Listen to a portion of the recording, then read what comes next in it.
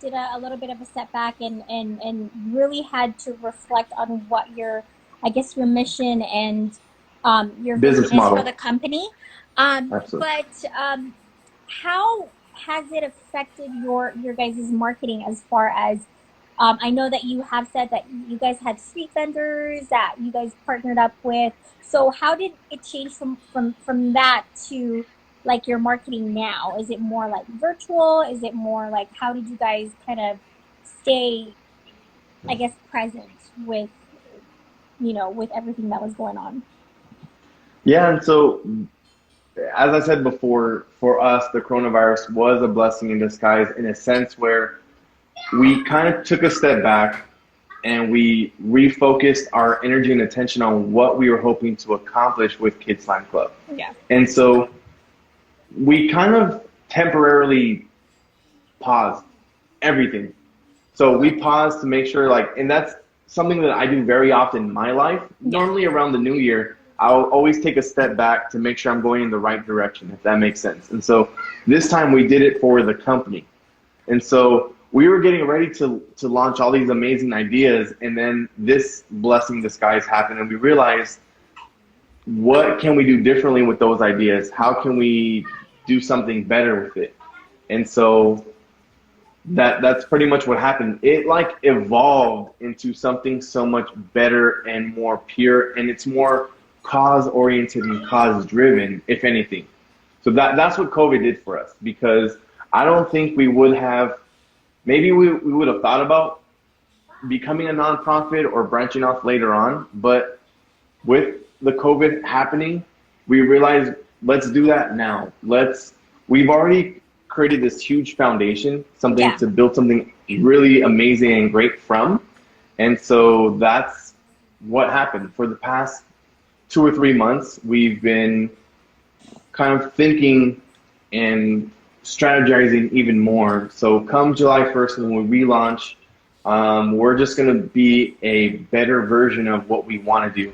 And we've rebranded from every aspect, from the way we present the company, our logo, our website, like everything. We don't want to look like a starter company Yeah. when we launch or when we relaunch now. So we've already kind of made the mistakes. Trial and error is, in my opinion, the best way to learn from. Now I we have agree. actually had all this time to reach out to other people, to share our vision. Now we have more resources and more support behind us. And so now we're ready to do what we wanted to do from the very beginning. Perfect. What is you did say in the very beginning your guys' background as to why you guys built this company. But for somebody like you who values, children and their imagination and giving values, what is National Children Awareness Month to you guys? Or how is it important for your company?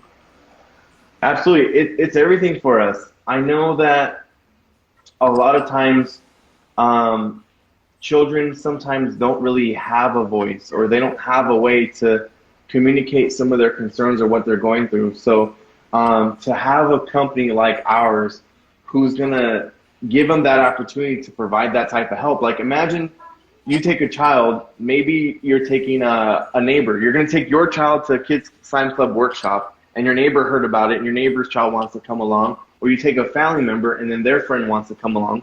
And we provide the type of services where there is actually a doctor present who says, when we're speaking of all these positive things, if there's a child in the group who is not saying, oh yeah, I'm smart, I'm beautiful, I'm special, like that will definitely be a red flag for us. And that will give us the opportunity to shed some extra light on that child and pull them aside and to love on that child, and just to make sure that they know that they have a way to get help. Maybe it's just a traumatic experience that they figured out that they went through that they never had a chance to speak about. Maybe it's something that simple. Maybe it's something a little bit more complex where there's something at home that's hurting them. And so to have a platform for children to come in, to have fun, to get some free slime, to maybe build, like dream of their vision and what they can become in their future. Maybe they don't have that, I grew up in the city of Baldwin Park, which I consider was kind of ghetto growing up, and I didn't have a lot of people in my ear telling me I can be whatever I wanted to be. I didn't want to become a product of my environment, so I'm very glad I kind of grew out from that. And so maybe there's other children who don't have that. Same. And so if we can create an opportunity for kids to come and have fun, because it just looks like it's fun, but you don't know the power of the meaning of the message behind it and the resources there to support a child, to let them know that they can become something. And who knows, maybe we can have maybe it goes from a once a quarter workshop to a monthly workshop to a weekly workshop, and we can have a place where children can come, they can feel safe, they can voice some of their concerns that are going on at home, they can seek the right professional help that they need. That's kind of how we make a difference in the world, is by one person at a time, but in our case, it's one child at a time. At a time. You know, I believe children are the world's future leaders. And so we're all going through something right now where we need to come together and we need to unify.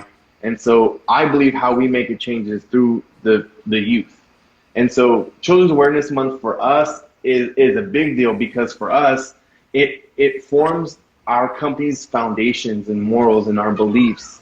And so as we go forward July 1st and we launch our business, this time next year, Children's Awareness Month 2021, what we've been able to accomplish and what we've been able to done, hopefully this time next year, we're talking about all the success stories of all the lives that we've impacted. Yeah.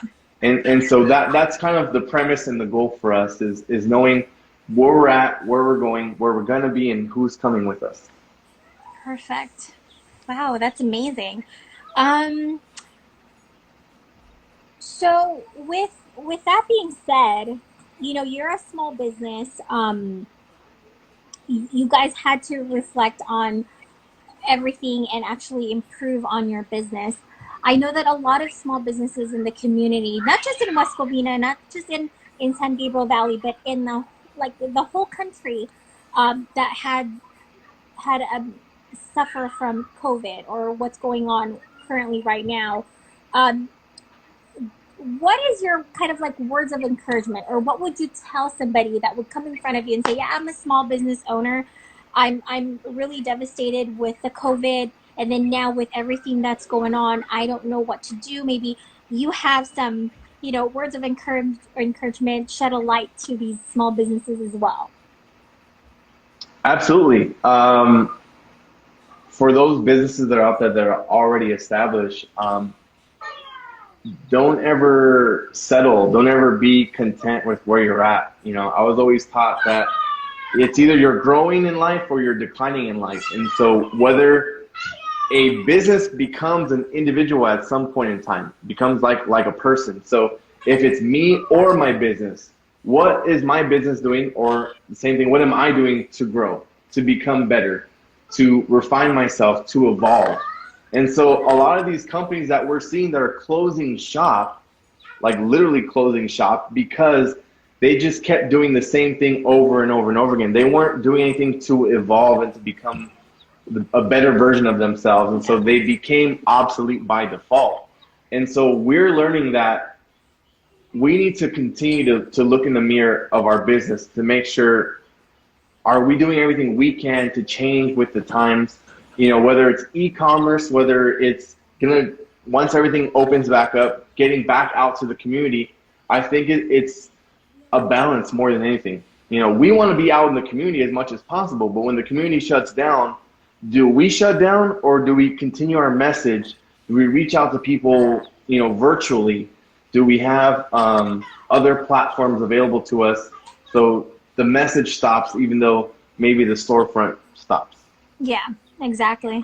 And it's all about helping each other, right? As I always say this, that it's all about helping each other. As a small business to a small business, there's ways for us to help each other out. Just like, you know, doing lives and kind of spreading the message.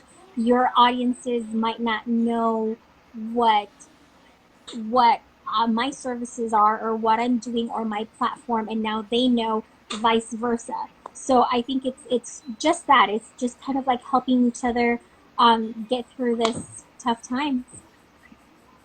Yeah. Absolutely. I think together we can do more. I think another thing is don't be afraid to ask for help. Any other business owners out there? There are people that maybe they can't relate to your exact line of work, but they've gone through experiences or they know people who can kind of help you come together to help you build your message. You know, I had a chance to associate just recently. I had an interaction with the founder of It Starts With Friends. It's a nonprofit organization, and just sharing my ideas. They're based in West Covina as well. Like they just helped me expand my vision even further. And so even though it's two very different companies doing two very different things, there's always a common ground in there. Yeah, If your absolutely. vision is to make a difference and to help people, that's how we can come together and to relate and to become so much more. So you're a company that focuses on children and giving them values. What message would you give a parent or a child, especially with what's going on with COVID and what's going on currently? Kind of give them also like a words of encouragement or shed a light, because I know there's a lot of parents, a lot of children, not just children, but parents as well that are kind of scared and uncertain. So because of the type of business that you have, maybe you can, give them kind of like a words of encouragement, shed light to them as well. Absolutely. It's my own personal belief that the people in your life are either adding value to your life or taking value from your life. And so my own personal mantra has always been, I can't afford to lose any value. So if there's anything toxic in my life, because I think we're seeing that. I think the toxic people are currently being exposed right now. You know, you're seeing all these, you have to kind of cut people off, right? Yeah. It's like a rose. Certain times you have to kind of, when you're trimming or pruning, it's a pruning process, right? You have to cut things off to grow from it. And so I think we have to, as parents, we have to cut out the negative side of it. We have to cut out, like my youngest are 3 and 4. If I let them, they'll be on the tablet